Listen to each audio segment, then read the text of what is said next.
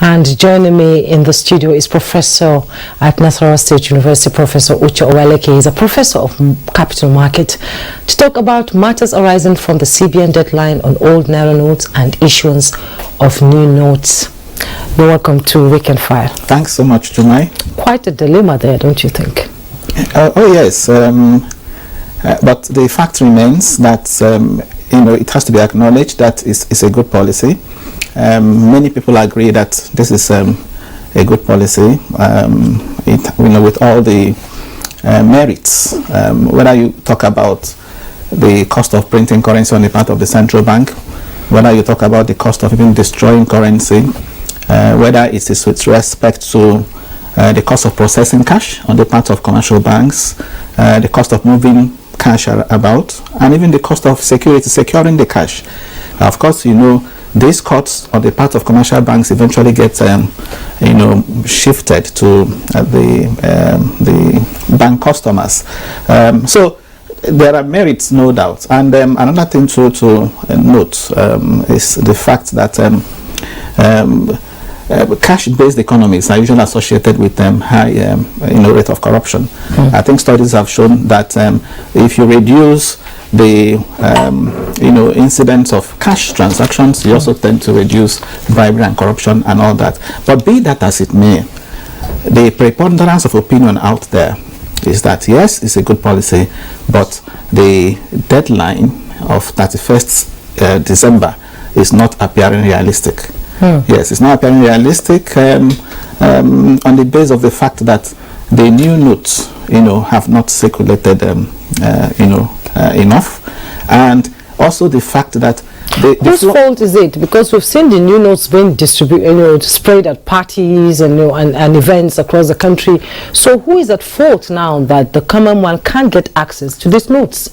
Yes, I wouldn't say that the central bank, is at fault, because I am not expecting that if the central bank is mopping up 2.7 trillion from outside the banking system, it will also inject 2.7 trillion into the circulation. Of course, the purpose will be defeated. Remember, the underlying motive is cashless economy, and that process also encourage financial inclusion. So ultimately, one should expect that what will eventually come out will be lower, which is why even under this cash swap program, the central bank says the maximum you can get is 10,000. Anything you bring in excess of 10,000 will be regarded as your deposit. So the whole idea is to encourage the cashless can you explain that again? But I was saying 10,000. Yes, the rest can be deposited in the bank. Yes, regarded they as will not lose the money. Yeah, of course they are not losing the money. It's also part of your money. But what I'm saying is unrealistic is this: if you check the flurry of activities surrounding the sensitization and the awareness, on the part of the central bank, itself, it didn't gain traction until recently. The cash swap program, for example, started on January 23rd. Yes, a few days ago. Just recently. And if you consider that these activities started recently, I am of the opinion that it will require time, to concretize.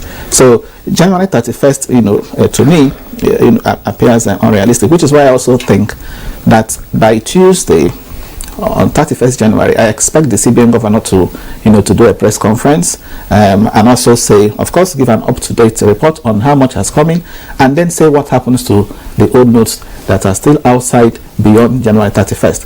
What I would suggest, which is also based on what's the experience of other countries. Now, by the way, I was on one of your programs, at the Good Morning Nigeria, and I had said I looked at some countries that have gone this route.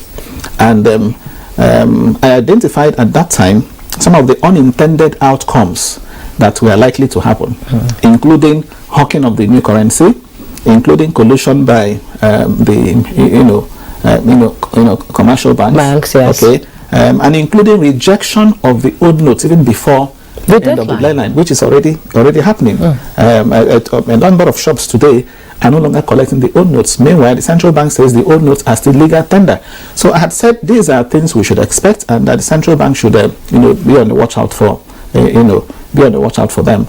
So as I said, I think I expect the Central Bank Governor to do a press conference and also say what will happen to the notes that are outside. And one of the things I expect to happen is for the Central Bank to say, first, I am advocating in line with the opinion of many stakeholders. By that I mean the National Assembly has said extend, but of course I'm not in support of extending by 6 months. The traditional institutions in this country are also in support of extension. The case of Kanu recently, you saw what happened. Yes, Kanu government is saying the traditional institutions, the business community, stakeholders are saying the time is... Religious leaders too. Yes. So the academia, a number of academics too are pushing for extension. So you have organized private sector. These stakeholders are saying, let us have a slight extension, and that is what I think should happen. Extend by a few more days, or maybe even 2 weeks, provided it's still before the election. Again, to prevent vote buying. Recently INEC had to extend the collection of PVC, yes, by 1 week. So when you listen to the yearnings of the people, you are bound to react. But I also want to say that the central bank is a responsive institution, and I say that because when it announced the cash withdrawal limit of 20,000 per individual on December 5th, yes, a lot of people said it wasn't going to work, and in response to the yearnings of the people, central bank increased the limit. So I also think the central bank will have cause to extend this by a few days. But the worst case scenario, what I expect the central bank to do is to say, okay, by 31st we have said the old notes are no longer legal tender, but if you have the old notes, go to the nearest central bank branch and deposit them, okay, and then in exchange, of course, they will create the e-naira wallet for you. It's still your money. Or if the central bank also wants to do that through the agents or even through the commercial banks, what is important is that the old notes can still be taken to the banks within a certain period of time, and in exchange, the person can have an account opened for him or her, even though in terms of buying and selling, it will no longer be legal tender, but people should be allowed to still take them and exchange them. And deposit them, yes, and exchange them for the new ones. Yes, because as I was telling you about country experiences, this was the case in India. When India did demonetization in 2016, the president of the then Prime Minister, Prime Minister Modi, made the announcement on the midnight of 8. It took effect on November 10 up till December 31st. Okay, so what happened was that those that were still with the old notes, by the way, India pulled out 500, 1,000 naira, rupee, and replaced with some 2,000. So what the people that were still having the old notes were allowed a period of, they were given 3 months window period. Yes, up to March 31st to now go to branches of Reserve Bank of India, to deposit them. So we should have that kind of arrangement. I don't think we should say 31st, if you have the old notes, then they become just waste paper. Because as we speak, I don't think the central bank has done up to 2 trillion naira. Okay, as of Tuesday, when the central bank governor, during the MPC meeting, he announced that about 1.5 trillion, had come in, and we are looking at 2.7 trillion, outside. So a substantial amount is still circulating outside, and has to come in. And has okay, on that note, we'll take a break. When we return, our conversation will continue. Do stay. And still seated in the studio is Professor Uche, Professor of Capital Markets at Nasarawa State University, KEFI. You're giving us an example of India and how they sort of went around their redesign of the rupee. And in Nigeria, so far, for a very long time, no government policy has shocked and dominated, the Nigerian space like the Naira redesign. Why is that? Were there some gray areas that the CBN didn't really look into before it announced the policy itself? I wouldn't say that. I remember this policy was announced in October. Yes. And just as the president will always argue, there would appear to be sufficient time to have this old note returned up to January 31st. As I mentioned to you, that of India was just between November 8th and January 31st, shorter. Although we have also seen countries that have had longer periods, like Australia, for example, and of course, not to mention. And the UK says to slowly phase out the old notes with the Queen's picture. And of course, yes. The UK, that, those countries allow for both the old currency and the new currency to coexist for as long as 2 years. And that's also why I said that even if the CBN is saying, okay, we are ending on 31st January, an extension would mean that the old notes will still be legal tender at least up to those the extended period, up to the 2 weeks. But even if the central bank says, okay, it's not going to be legal tender, it's ending on January 31st, there should be an accommodation for the old notes that are still out there, to somehow come into the banking system, which is why I said they can be asked to go to nearest CBN branch or even to the banks and then have accounts open for them.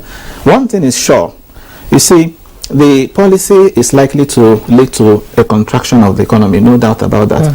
Again, looking at the experience of India and so on, the GDP growth rate might come in lower in first quarter of 2023, no doubt about that.